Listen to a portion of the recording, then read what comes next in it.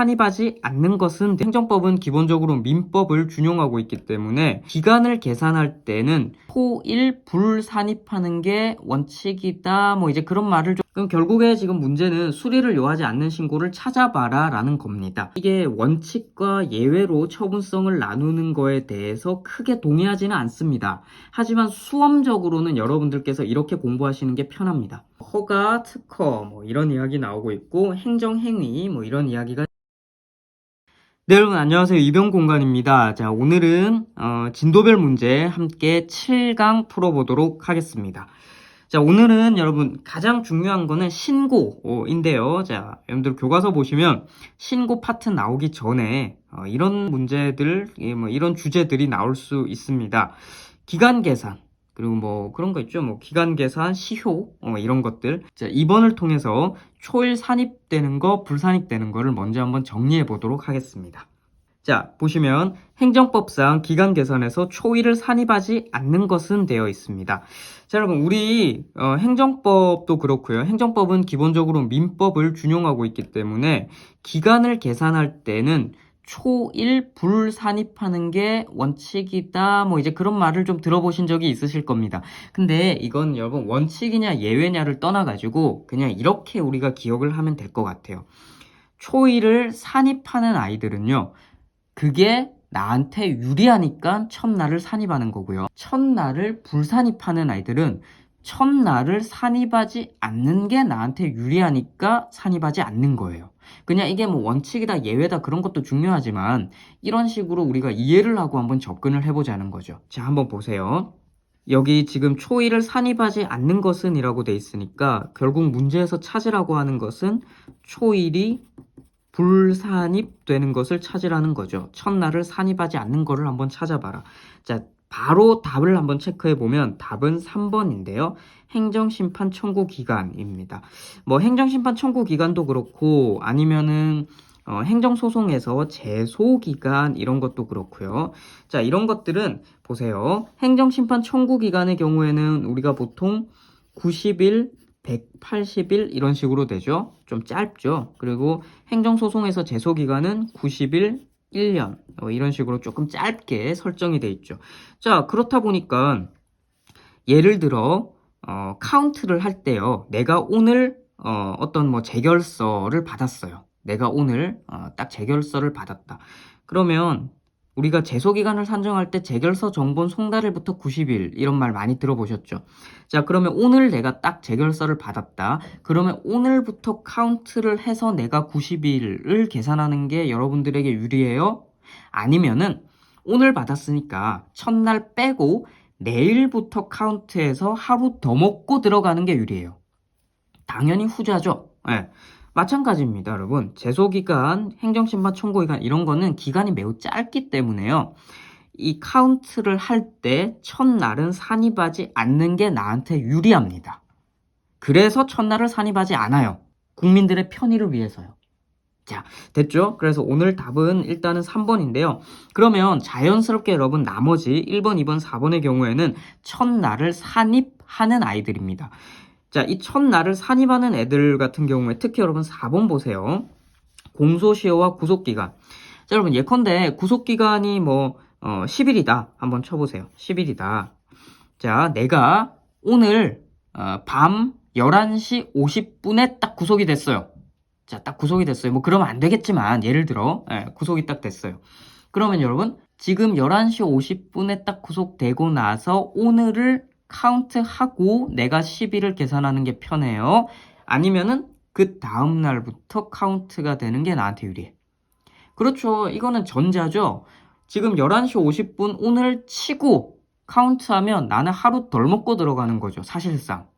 그래서 이거는 공소시효 구속기간은요. 첫날을 산입하는 것이 오히려 나한테 유리하니까 첫날을 넣는 거예요.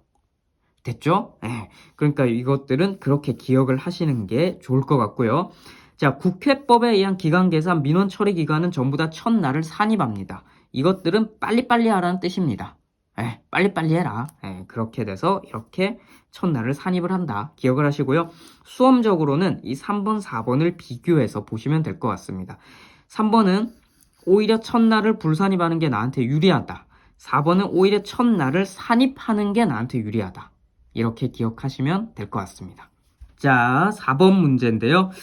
자, 다음 중 법령 등에서 행정청에 대해서 일정한 사항을 통지함으로써 의무가 끝나는 신고인 것은 돼 있습니다. 문제 딱 보니까 신고 나오고 있고 뭐 여러 가지 신고 내용들이 나오고 있네요. 여러분 요즘은 이렇게 뭐 클래식한 문제가 나오지 않습니다. 단편적으로 이렇게 단어만 주고 문제를 내지는 않는데 이제 공부하기에는 이런 문제들이 좀 편하죠. 자, 지금 신고에는 여러분 두 가지 종류가 있죠. 수리를 요하는 신고가 있고 수리를 요하지 않는 신고가 있습니다. 문제에서 법령 등에서 행정청에게 일정한 사항을 통지함으로써 의무가 끝나는 신고라고 되어 있습니다. 이 신고는 뭐죠? 그렇죠. 수리를 요하지 않는 신고죠. 그럼 결국에 지금 문제는 수리를 요하지 않는 신고를 찾아봐라 라는 겁니다. 보니까요, 바로 답은 1번입니다. 자, 그냥 단순한 영업신고는 수리를 요하지 않습니다. 어업신고 수리를 요하고요. 전입신고 수리를 요하는 신고, 그리고 건축신고인데 무언가가 수반되는 건축신고는 수리를 요하는 신고입니다. 이걸 조금 이제 비교를 좀 할 필요가 있어요. 이렇게 나눠서요. 그냥 건축신고. 그리고 지금 보시는 것처럼 뭐가 수반되는, 뭐가 의제되는 건축신고 이렇게 나눠서요. 이 위에 거는요. 그냥 건축신고는 수리를 요하지 않는 신고, 밑에 거는 수리를 요하는 신고 이렇게 나눠볼 수 있습니다. 자, 오늘은 뭐가 수반되는이니까요. 수리를 요하는 신고죠. 자, 답은 1번인데요. 자, 여기서 여러분 잠깐만 한번 보시면요. 자, 이렇게 한번 보시면 될 것 같습니다. 자, 수리를 요하지 않는 신고가 있어요. 이거는 적법한 신고서가요. 행정청에 도달하면 끝입니다. 이러면은 효력이 발생해요. 내가 원하는 효력이 발생을 해요. 그러니까 여러분 여기에서 수리를 요하지 않는 신고에서는 수리라는 행위가 필요가 없네요. 그렇죠? 자, 그런데 수리를 요하는 신고라면 자, 이건 똑같아요. 적법한 신고서가 도달해야 되는 거는 똑같은데요. 신고서가 행정기관에 도달 잘 하고 한 가지 더 행정청이 수리라는 행위를 해줘야 효력이 발생합니다. 그러니까 여러분 이 수리가 거부가 된다 그러면 효력이 발생하지 않겠죠. 위에 수리를 요하지 않는 신고는 수리라는 행위가 필요가 없어요. 그러니까 수리가 되든 안 되든 일단 효력이 발생한다는 게 원칙인데 밑에는 수리를 요한 신고는 반드시 수리라는 처분이 필요합니다. 됐죠? 네. 자, 오늘 이 지문의 경우에는 이렇게 되어 있는 거죠. 법령 등에서 일정한 사항을 통지함으로써 의무가 끝나는 신고니까요. 수리가 필요가 없는 것이죠. 그래서 수리를 요하지 않는 신고라는 걸 우리가 캐치해 볼 수 있었습니다. 자, 여러분 6번 문제입니다. 자, 사인의 공법행위로서 신고에 대한 설명으로 옳은 것은 되어 있습니다. 자, 신고에 대한 설명으로 옳은 거. 자, 여러분 여기까지 잘 따라오시고 계시죠? 구독과 좋아요 한 번씩 부탁드립니다. 보시면 자, 1, 2, 3, 4 나와 있는데 여러분 제가 이렇게 먼저 쭉 보다 보니까 이게 지금 답이 두 개인 것 같아요. 일단 이렇게 복수 정답이 나온다면 시험장에서는 굉장히 난감하죠. 뭐 그러면 좀 정답 시비가 있을 수도 있고요. 자, 근데 우리 지금 연습하는 거니까요. 옳은 거 복수 정답으로 보여요. 제 눈에는. 한번 풀어볼게요. 두 가지를 한번 체크해 보겠습니다. 자, 굉장히 중요한 내용이 있습니다. 여기 보시면 자, 키워드 건축법에 따른 착공신고 반려 하는 행위는 당사자에게 장래 법적 불이익이 예견되지 않아 이를 법적으로 다툴 실익이 없으므로 항고소송 대상이 될 수 없다. 틀린 지문입니다. 자, 그런데 이 1번, 2번이 굉장히 중요한 판례고 연관되는 판례이기 때문에 2번을 바로 읽어보겠습니다.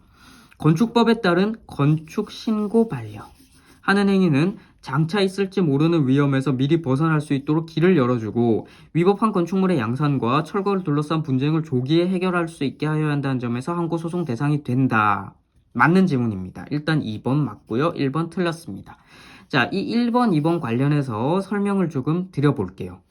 자, 여러분 내용을 한번 보시면요. 자, 우리가 수리를 요하지 않는 신고 중에 가장 대표적으로 이런 게 있다고 아까 전에 살펴봤었어요. 그냥 건축신고가 있다고 했습니다. 뭐를 수반하는, 뭐가 의제되는 건축신고는 수리를 요하는 신고고, 자, 이 그냥 건축신고의 경우에 수리를 하는 행위 자체를 요하지 않기 때문에 이게 거부가 된다, 수리가 안 됐다 라고 해가지고 과연 이게 무슨 처분성이 있을까 라는 생각이 들 수 있습니다. 먼저 이 수리를 요하지 않는 신고의 경우에는 일단 원칙적으로는 여러분 이렇게 그냥 기억을 하세요. 처분성이 없습니다. 그런데 예외적으로 처분성이 있을 수가 있어요. 물론 여러분 저는 여기에서 이게 원칙과 예외로 처분성을 나누는 거에 대해서 크게 동의하지는 않습니다. 하지만 수험적으로는 여러분들께서 이렇게 공부하시는 게 편합니다. 수리를 요하지 않는 신고는 원칙적으로는 처분성이 없어요. 하지만 예외적으로 처분성이 있을 수가 있으니 그 예외가 되는 사건들이 이런 사건입니다. 건축 신고 반려 사건, 그리고 건축 착공 신고 반려 사건, 전부 다 거부 처분 사건들입니다. 자, 이 두 가지의 경우에는요, 건축 신고, 건축 착공 신고, 수리를 요하지 않는 신고들인데 이게 반려가 됐을 때, 거부가 됐을 때 처분성이 있다라고 판례가 표현을 하고 있습니다. 자, 이 판례가 지금 두 가지가 있다는 건데요. 그래서 여러분들은 원칙적으로는 처분성이 없고 예외적으로 이 두 가지 케이스의 경우에 처분성이 있다라고 일단은 수험적으로 기억을 하시고요. 그러면 판례는 왜 이게 두 가지가 처분성이 있다고 보는가에 대해서 우리가 한번 살펴볼 필요가 있겠습니다. 자, 교재 잠깐만 한번 볼게요. 자, 이 판례의 경우에는 2008-167 전원합의체 판결이고요. 자, 건축신고 반려행위의 경우에 항고소송 대상이 된다고 해서 기존의 입장을 변경한 판례입니다. 자, 이 판례는 여러분들 교과서 어디에나 있는 판례이기 때문에요. 함께 보시면 되겠습니다. 자, 보시면 변경 판례예요. 자, 신고자 하에서도 건축신고가 반려가 될 경우에 당해 건축물의 건축을 개시하면 시정명령, 이행강제금, 벌금 대상이 되거나 당해 건축물을 사용해서 행할 행위에 허가가 거부될 우려가 있어 불안정한 지위에 놓이게 된다. 처분이라는 개념을 한번 생각해 보시면 됩니다. 처분은 국가가 나에게 뭔가 불이익한 행위를 하거나 할 염려가 있다. 뭐 그런 거죠. 그래서 나를 찔렀다. 혹은 찌를 위험이 있다. 그래서 내가 다퉈보겠다. 네, 그런 거죠. 자, 불안정한 지위에 놓이게 된다. 따라서 건축신고 반려행위가 이루어진 단계에서 당사자로 하여금 반려행위의 적법성을 다투어 그 법적 불안을 해소한 다음 건축행위에 나아가도록 함으로써 장차 있을지 모르는 위험에서 미리 벗어날 수 있도록 길을 열어주고요. 위법한 건축물의 양산과 철거를 둘러싼 분쟁을 근본적으로 해결할 수 있게 하는 것이 부합한다. 그러므로 이 사건 건축행위 반려행위는 건축신고 반려는 처분성이 있다. 항고소송 대상이 된다라고 하죠. 자, 그러니까 이런 어떤 불이익이 있기 때문에 처분성이 있다라고 합니다. 그리고 뭐 여러 가지 위험에서 미리 벗어날 수 있게 해주고 분쟁을 조기에 해결해주고 이런 실익도 있고요. 그래서 기존에 처분성이 없다라고 했던 판결들 모두 변경이 되었죠. 자, 되었어요. 그래서 이런 내용들을 잘 기억을 하시고요. 한 가지 더. 자, 착공신고 반려행위의 경우에도 처분성이 있다고 말씀을 드렸죠. 자, 보시면 똑같은 내용이에요. 착공신고 반려가 이루어진 단계에서 당사자로 하여금 적법성을 다투어 불안을 해소한 다음 건축행위에 나아가도록 함으로써 장차 있을지 모르는 위험에서 미리 벗어날 수 있도록 길 열고 그리고 분쟁을 조기에 근본 해결할 수 있도록 하는 게 부합한다. 그러니까 처분성이 있다. 같은 내용이죠. 이거 잘 기억해 두세요. 결국 두 가지입니다. 수리를 요하지 않는 신고에서 거부 처분 사건 중에 건축신고 반려, 건축착공신고 반려 두 가지는 처분성이 있습니다. 자, 결국 오늘 1번 지문에서 착공신고 반려가 항고소송 대상이 될 수 없다는 틀린 지문이고요. 건축신고 반려는 항고소송 대상이 된다고 하니까 맞는 지문이죠. 잘 기억해 두세요. 자, 3번은 인허가 의제 효과를 수반하는 건축신고입니다. 자, 그냥 건축신고는 지금 우리 계속 나오고 있네요. 그냥 건축신고는 수리를 요하지 않는 신고. 하지만 이렇게 뭐가 수반되는 건축신고는 수리를 요하는 신고. 이것은 행정청이 실체적 요건에 관해서 심사를 한 후 수리하여야 하는 신고라고 할 수 없나요? 아니죠. 네. 심사를 해서 수리를 해야 되는 신고죠. 수리를 요하는 신고. 3번 틀렸고요. 자, 4번은 납골당 설치 신고는 수리를 요하는 신고다. 심플한데 이 맞는 지문입니다. 그래서 오늘 답은 두 가지입니다. 2번, 4번입니다. 자, 오늘은 여러분 여기까지 한번 풀어보기로 하고요. 자, 다음 시간에는 저희 이제 8강을 하게 될 텐데요. 자, 다음 시간에는 여기 지금 보시는 것처럼 뭐 허가, 특허 뭐 이런 이야기 나오고 있고 행정행위 뭐 이런 이야기가 지금 나오고 있습니다. 전반적으로 행정행위에 대해서 다음 시간에 한번 다뤄보도록 하겠습니다.